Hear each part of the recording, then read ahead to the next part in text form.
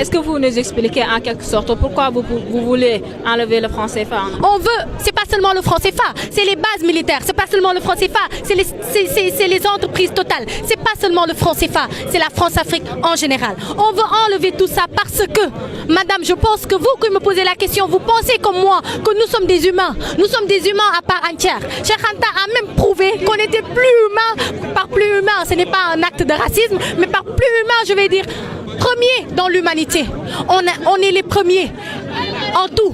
Si c'était une classe, j'allais dire qu'on a pris la première place. On a inventé la science des mathématiques, on a inventé l'écriture, on a inventé de par les hiéroglyphes, on a inventé la philosophie, on a inventé les pyramides, on a inventé la société.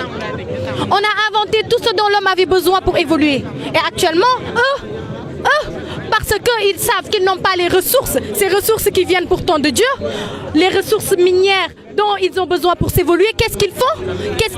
Ils viennent nous retirer ce qui nous revient de droit, ce qu'on ne peut pas accepter. On ne peut pas continuer à accepter d'être colonisé. Nos ancêtres n'avaient pas le droit à la parole. Moi aujourd'hui, je peux me mettre devant 1000 personnes et dire ce que je pense. Nos ancêtres avaient le droit de se taire et de travailler dans les plantations. Si aujourd'hui, on dit que Kocc Barma n'est pas un philosophe, alors que celui qu'on dit être le père de la philosophie n'a jamais rien écrit, c'est des questions que la jeunesse d'aujourd'hui doit régler. Si aujourd'hui on traite l'Afrique de barbare, alors que ni Hitler ni Napoléon n'est africain, c'est des questions que nous, la jeunesse d'aujourd'hui, on a le devoir de régler. Raison pour laquelle on ne peut pas rester chez nous, on ne peut pas rester à manger et à boire comme ils le veulent, nègre, ventre plein, nègre content, non. Libération accomplie, nègre d'aujourd'hui content. Si vous avez un message à passer aux Africains en général et Sénégalais en particulier, ce serait quoi? Ce serait d'abord de leur dire qu'ils ne sont pas en train de trahir leur mission et ça se voit.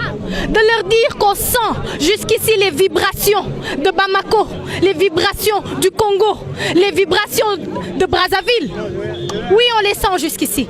De leur dire que cette terre-mère-là, pour laquelle ils se battent, en vaut la peine. Parce que cette terre-mère-là nous a donné là où habiter. Cette terre-mère-là ne nous a pas seulement donné le droit à la vie, mais a donné à toute l'humanité ce droit-là d'exister. Nous sommes contents de ces gens-là. À ceux qui pensent que des manifestations ont échoué parce qu'ils sont 20 ou 30 personnes, nous on en a réuni près de 300 un peu partout dans le monde. 300 un peu partout dans le monde, ça fait des millions d'Africains qui se lèvent pour dire non. Qui se lèvent pour dire ça suffit, qui se lèvent pour dire abat l'impérialisme. Et ce n'est pas seulement des dires comme je le dis. Ce n'est pas une révolte qui se prépare, madame, non. C'est une révolution à grande échelle qui se prépare. Et on a les armes pour mettre fin à cette France-Afrique qu'on est en train d'exploiter. Me tuer moi ou tuer le président de l'ONG, Kémy Séba, ne changera rien. Parce qu'on a créé une jeunesse, vous avez vu ici des gens de tout âge, qui vont et qui sont en train de relever ce défi, qui est la libération de notre peuple.